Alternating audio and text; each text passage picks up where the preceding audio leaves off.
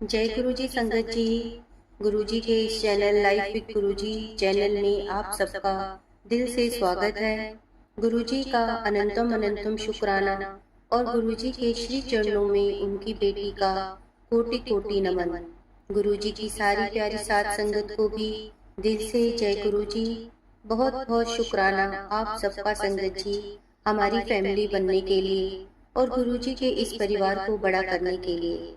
संगत जी, जो वीडियो को लाइक कीजिए, अगर आप चैनल पर नए हैं तो चैनल को सब्सक्राइब कीजिए और बेल आइकन को भी प्रेस कर दीजिए ताकि आपके पास नए सत्संग की नोटिफिकेशन आराम से पहुंच सके।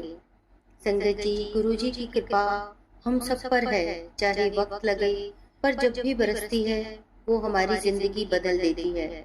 हम अरदास करते हैं गुरु जी से कि हर घर में खुशियाँ और हर दिल को सुकून मिले, सबको रोग मुक्त शरीर और सच्चा साथी मिले, हर घर में खुशियों की तिजोरी हो, इस संसार में कोई प्राणी भूखा ना सोए, सबके परिवार में आपस में प्रेम प्यार बना रहे, सब अपने अपने परिवार में मिलजुल कर रहे।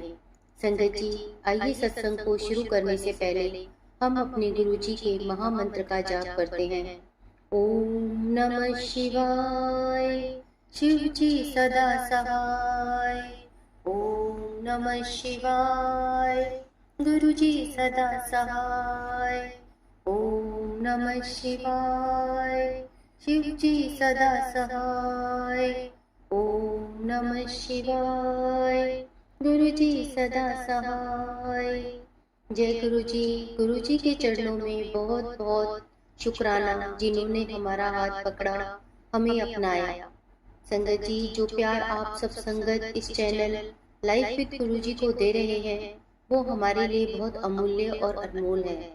Life with Guru ji family में आप सबके जुड़ने से हम और भी अपने आप को ब्लेस्ड महसूस करते हैं।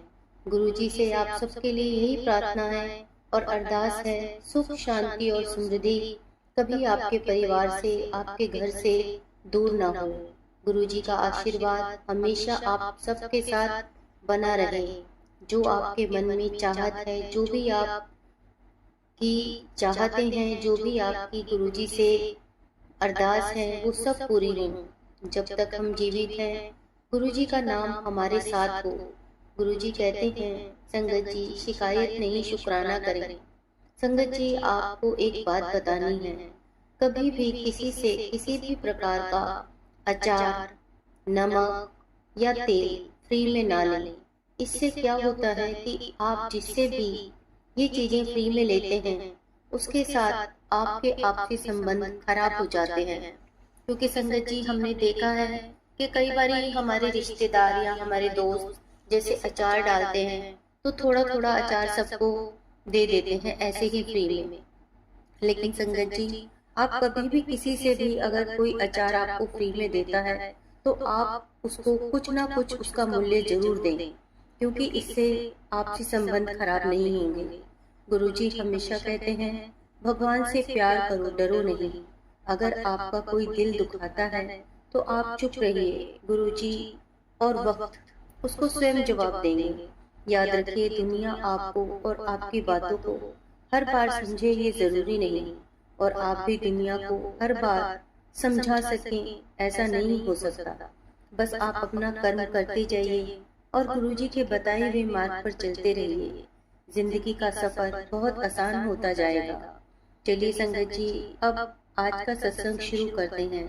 संगत जी, आज का सत्संग एक शुक्राना सत्संग है, जो मैं गुरु जी के साथ अपने एक एक्सपीरियंस को, जो कि हमारे एक्सपीरियंस ही होते हैं संगत जी, वही गुरु जी के सत्संग होते हैं, उसको मैं आप सब संगत के साथ शेयर करना चाहती हूँ। संगत जी, जैसा कि हमेशा गुरु जी कहते हैं कि गुरु जी की मर्जी के बिना तो कोई भी गुरु जी तक नहीं पहुँच सकता। जब तक हमारे गुरु जी महाराज ना चाहें हम उनके दरबार में नहीं जा सकते। संगत जी, जब मैं शुरू में गुरु जी से जुड़ी थी तो हफ्ते में मैं 3-4 बार गुरु जी के मंदिर, बड़े मंदिर में जाया करती थी। और मैं क्या जाती थी, गुरु जी महाराज ही अपनी कृपा मुझ पर रख रहे थे, या मेरे कोई कर्म कटवाने होंगे गुरु जी महाराज को, कि मुझे हफ्ते में 4-5 बार आने का मौका मिल रहा था।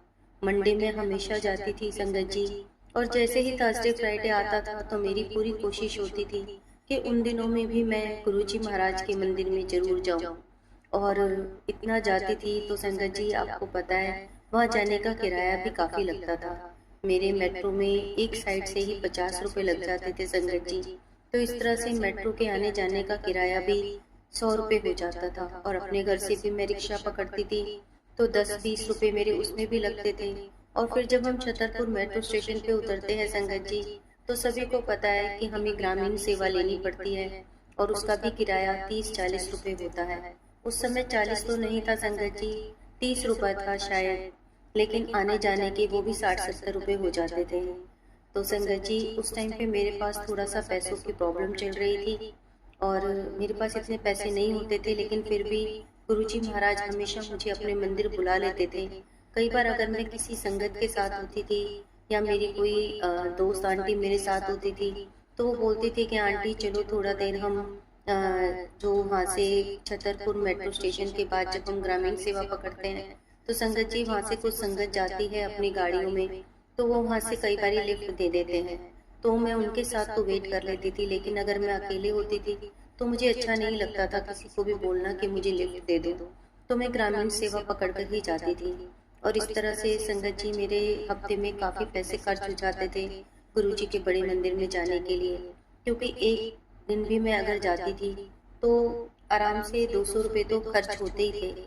और मेरे पास उस समय इतने पैसे नहीं होते थे बस, लेकिन गुरुजी महाराज अपने मंदिर में बुला रहे थे। और संगत जी एक दिन ऐसे ही होता है कि मैं सोच रही थी दोपहर में, उस समय शायद थर्सडे या फ्राइडे था, और मैं मंदिर जाती थी, बड़े मंदिर गुरुजी बुलाते थे, और मैं सोच रही थी कि आज भी मैं बड़े मंदिर जाऊं।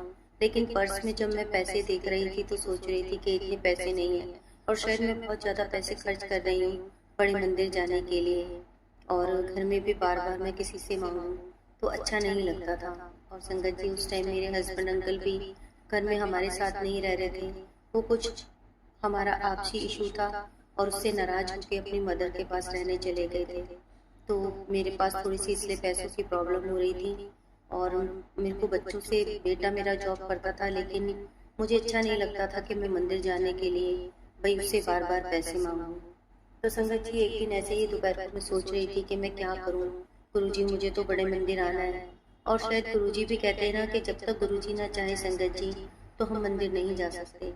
तो मैंने सोचा कोई बात नहीं, मेरे पास 200 रुपये हैं तो मेरा आने जाने का हो ही जाएगा, और मेट्रो के कार्ड में शायद मेरे कुछ पैसे बैलेंस रखे हुए हैं तो मैं चली जाती हूँ, एक साइड का तो किराया हो गई। और मैं चली गई बड़े मंदिर ये सोच के कि गुरुजी जानेंगे कैसे मेरे को लाना है और कैसे ले जाना है। और संगत जी ये बात भी सही है कि गुरुजी महाराज ही हमें अपने बड़े मंदिर लेके आते हैं और वही हमें हमारे घर तक छोड़ते हैं। तो संगत जी मैं उस दिन भी चली गई, और जैसा कि मैंने आपको बताया मुझे पैसों की थोड़ी प्रॉब्लम लग रही थी। और जब मैं बड़े मंदिर से दर्शन करके मैं वापस आई संगत जी, और मैं छतरपुर मेट्रो स्टेशन पर थी और मैं अपना मेट्रो का कार्ड रिचार्ज कराने के लिए उस विंडो पे गई कि मुझे अपना मेट्रो का कार्ड रिचार्ज कराना है। और उस समय मेट्रो के कार्ड में संगत जी अब तो हो गया है कि 200 रुपीज़ हमें मिनिमम रिचार्ज कराना पड़ता है, लेकिन उस समय पे 100 रुपीज़ मिनिमम चार्ज था। तो मुझे लगा कि चलो कोई नहीं, मैं 100 रुपये रिचार्ज करवा लेती हूँ। और मैं विंडो के उधर खड़ी हो गई, और संगत जी जहाँ पे इतने सारे लोग भी खड़े हुए थे और जहाँ मैं बाहर विंडो के पास खड़ी हुई थी रिचार्ज कराने के लिए, वहीं पे ही एक मेट्रो का कार्ड रखा हुआ था। और जब मैंने मेट्रो का कार्ड देखा तो मैंने उस मेट्रो के कार्ड को उठाया और मैंने आसपास काफ़ी संगत से पूछा कि आपका तो नहीं है, ये आपका तो नहीं है, लेकिन किसी ने भी नहीं बोला कि ये उनका मेट्रो का कार्ड है। तो मैंने अपना जो मेट्रो का कार्ड है 100 रुपीज़ वो रिचार्ज करा लिया था। फिर मैंने सोचा यहाँ पे तो सब बोल रहे हैं कि इनका नहीं है, चलो मैं आगे पूछ लूँगी, शायद किसी का मेट्रो का कार्ड ही गिर गया होगा। और मैंने वो मेट्रो का कार्ड उठा लिया और मैं वहाँ से निकल के मेट्रो स्टेशन पे आ गई। मैंने वहाँ भी एक दो से पूछा, लेकिन किसी ने नहीं बोला कि ये उनका है। तो मैंने वो अपने पास रख लिया संगत जी। और जब मैं अपनी डेस्टिनेशन पे पहुँची और मैंने सोचा एक बारी मैंने कहा देख तो लूँ इस मेट्रो के कार्ड में कितने पैसे हैं। संगत जी आप बिलीव नहीं करेंगे, जब मैंने अपने यहाँ पे आके उतर के उस मेट्रो के कार्ड में पैसे चेक किए तो उसमें 60 रुपीज़ थे। तो गुरुजी महाराज ने, संगत जी मैं उस समय मेरी आंखों में पानी आ गया।